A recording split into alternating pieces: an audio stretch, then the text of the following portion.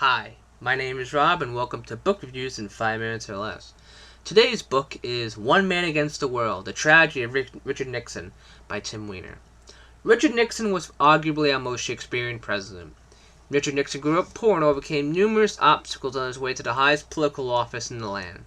He served in World War II, although he never saw combat, and he quickly established his Cold Warrior bona fides by going after accused communists in the federal government. Nixon found his star rising, becoming a two-term vice president under President Eisenhower, and looked to reach the brass ring himself. Unfortunately for Nixon, the Kennedy brothers stood in his way, and Nixon lost the 1960 election, always claiming it was due to election fraud.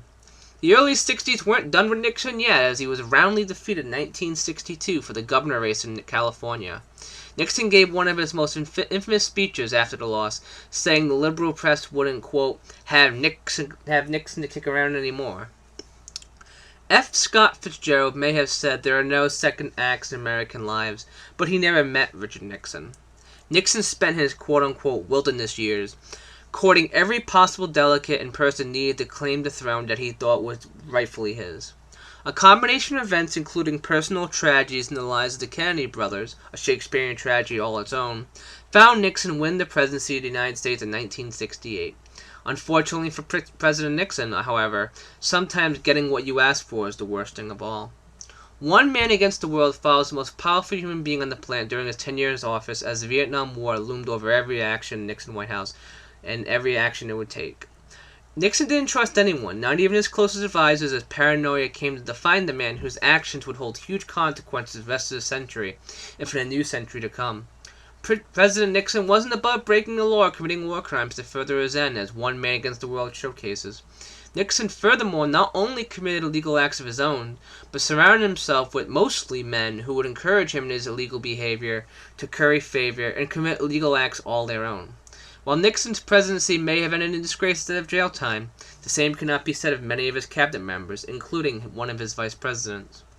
One Man Against the World follows the extreme loneliness and isolation that Nixon felt as he sought a way to end the Vietnam War while trying to set his legacy. Nixon was one of the few credible people who could have opened relations with China, and his entire presidency was defined by his goal of having a, quote, generation of peace. Nixon reached the highest of highs during his reign that no other president had reached, but he would eventually find himself at the lowest of lows in a position that no president before or after him has had to deal with.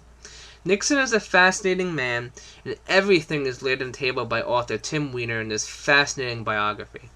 The biography itself chalks in a little over 300 pages and covers fairly well the crimes of the Nixon administration. Nixon's foreign policy successes and blunders are laid to bear, as Weiner explains the terrible consequences of what seems to be the smallest actions. My only real gripe with the book is its advertising as having new insights of the character of Richard Nixon, with more declassified material, but the vast majority of the book seems to cover old ground. However, that being said, Weiner's prose does an excellent job of covering the old ground and makes for a fascinating read, especially for new readers to this subject.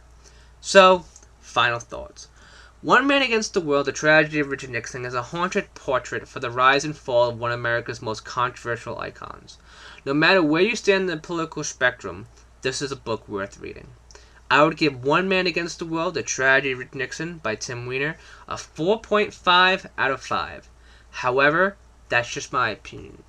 What did you think of the book? Comment below and let me know what you think.